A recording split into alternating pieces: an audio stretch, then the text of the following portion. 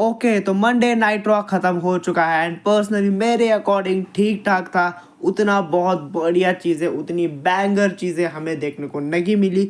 लेकिन survivor series में जहाँ पे हम एक्सपेक्ट कर रहे थे कि सिर्फ 3 ही मैच, ऐसे कैसे, तो लो WWE ने 2 और मैचेस ऐड कर दिए आज के ही मंडे नाइट रॉ पे। सबसे पहले एक ट्रिपल थ्रेट मैच होगा जहाँ पे ब्रॉन ब्रेकर डिफेंड करेंगे अपनी इंटरकॉन्टिनेंटल चैंपियनशिप को शेमस एंड लुडविग काइजर के अगेंस्ट। एंड इसी के साथ एक और match WWE United state championship भी होगी on the line survivor series में। चैंपियन LA नाइट डिफेंड करेंगे अपनी यूनाइटेड स्टेट चैंपियनशिप को शिंसके नाकामोरा के अगेंस्ट। एंड पर्सनली भाई मैं तो दोनों ही साइड चाहता हूँ कि भाई टाइटल चेंज हो, ज़रूर ज़रूर ज़रूर टाइटल चेंजेस हमें देखने को मिले।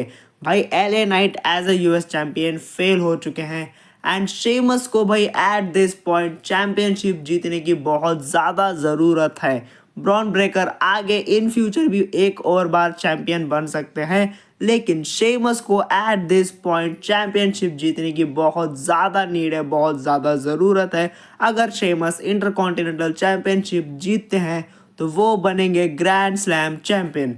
नहीं तो ऐसे भी हो कि यहाँ पे इंटरकॉन्टिनेंटल चैंपियनशिप रिटेन कर ले ब्रॉन ब्रेकर एंड लेटर हमें रेसलमेनिया में जाके देखने को मिले शेमस बनते हुए इंटरकॉन्टिनेंटल चैंपियन। पर्सनली अगर यहाँ पे हार जाते हैं शेमस तो मैं चाहूँगा कि भाई रेसलमेनिया में, एटलीस्ट रेसलमेनिया में उनको एक अपना रेसलमेनिया मूवमेंट मिले एंड वो वहाँ पे जीत जाए intercontinental championship and finally Sheamus बन जाए grand slam champion. And Shinsuke Nakamura अभी अभी रिटर्न करके आए हैं, तो भाई अगर इतना बड़ा रिटर्न तुमने करवाया है और रिटर्न करवा के अगर बंदे को हरवा दिया, जबकि सबको चाहिए कि भाई LA नाइट के हाथों से टाइटल जाए, क्योंकि LA Knight as a US champion एक फेलियर साबित हुए हैं। तो यहाँ पे शिंसके नाकामोरा को एज अ हील कैरेक्टर लाया गया है, तो भाई शिंसके नाकामोरा का चैंपियनशिप जीतना बहुत ज़रूरी है एंड चैंपियनशिप जीतनी भी चाहिए उनको ही। एंड इसी के साथ आज के मंडे नाइट रॉ पे WWE विमेंस इंटरकॉन्टिनेंटल चैंपियनशिप को भी अनाउंस कर दिया गया है।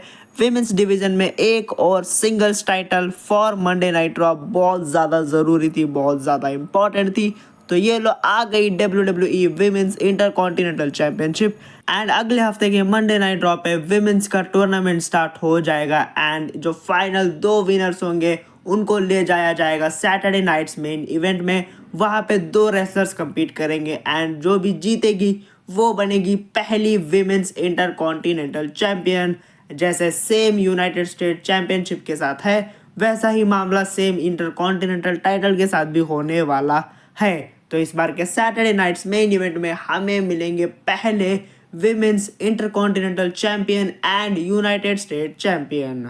एंड इसी के साथ अगले हफ्ते के मंडे नाइट रॉ पे न्यू डे का सेलिब्रेशन होगा। न्यू डे को 10 साल कंप्लीट हो चुके हैं as a tag team and आज के मंडे नाइट रॉ पे हमने देखा बहुत कुछ हुआ इन दोनों के बीच, Xavier Woods and Kofi Kingston के बीच।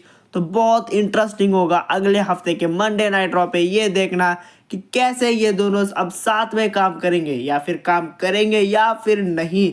भाई ब्रेकअप हमें देखने को मिल सकता है फाइनली अगले हफ्ते के मंडे नाइट रॉ पे Xavier Woods and Kofi Kingston के बीच। एंड हम एक्सपेक्ट कर सकते हैं कि बिग ई का रिटर्न हो सकता है अगले हफ्ते के मंडे नाइट रॉ पे।